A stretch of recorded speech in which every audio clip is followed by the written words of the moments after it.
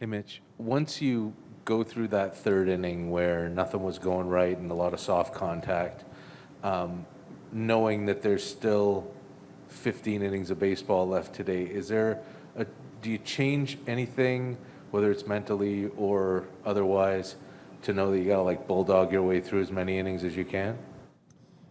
Yeah, it's definitely that Bulldog mentality, but in terms of what we're doing, I mean, obviously there's some frustrating hits, but it's just baseball. So it was like I was happy with the execution and all that, so just keep doing that, and then eventually things will work themselves out. Did it feel better after that inning, or was it the execution stayed, feeling well the whole time? And did it feel better than your previous outings? Better than my previous outings, yeah, I'd say. In general, yeah, it was. I mean, obviously there's peaks and valleys, but for the most part, I was happy with that, yeah. Just quickly, obviously we know Manoah's starting Game 2 now, but how early did you know, I think before we assumed that you would be pitching in Game 2, so how early did you know about the switch up, and how did that impact your routine, if at all? Yeah, initially that was the plan. I woke up to a call from Mike Shaw at 10, and then I was like, all right, get going, let's go. Called an Uber and got to the field. It wasn't that big a deal. It was just that initial shock. Once I got to the field, I had time to do everything, maybe a little abridged, but it was fine.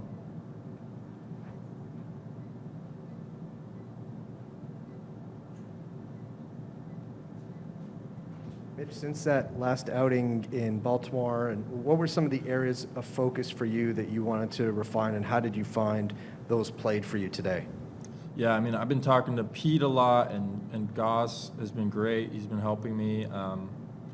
Just kind of simplifying things, and what he's been saying is 80%, just nice and smooth and easy.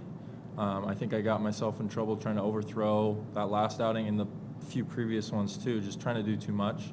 So today it was all about tempo and rhythm and just nice and easy, 80%.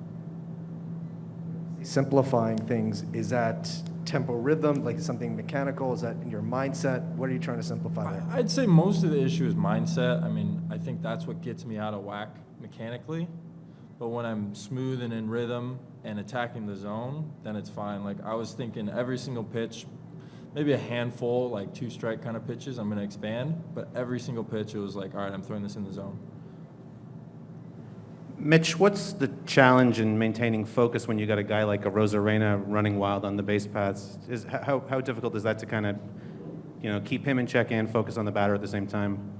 Sure. I mean, that was also just weird. I've never seen the backswing, catcher interference, or whatever it was. I don't even know what it was, back to back. I've never seen that before. So it was just kind of like, if he's going to run, he's going to run. I trust Jano to throw him out. But I still got to make a pitch, Hey, Mitch, getting into rhythm like you did today, what do you think you take away from today's game, and how do you build up on that going into your next start? Yeah, I mean, going back to what we were talking about with the 80% stuff, like just keep grinding that. We're gonna have a little extra time, probably time for 2 pens again this not off season, but this next time and through the rotation. So just kind of keep doing that and executing. Focus on that. And just what's it like to be sort of living in limbo like you have the last little while? You get optioned out, but you knew you were coming back to pitch today. You're probably getting optioned out after today, but you know you're coming back. What is that? What's the effect of that? I've been here before. I'm used to it, I guess.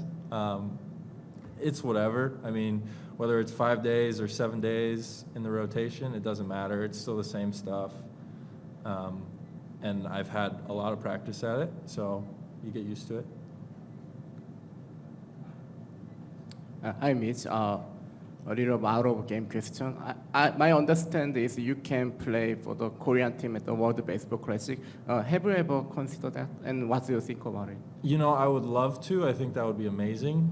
But I think it's a great opportunity that I can't accept because there's just too many question marks. I think the place I'm at in my career, I want to focus here, and I have a great opportunity here in Toronto and playing in the big leagues, and I want to take the most advantage of that. It's unfortunate, like as a starting pitcher, it's just tough to do that build up early as it is, and then get right back into the season. So I think it would be great. maybe somewhere down the road. All right. Thank you, everyone. Yep.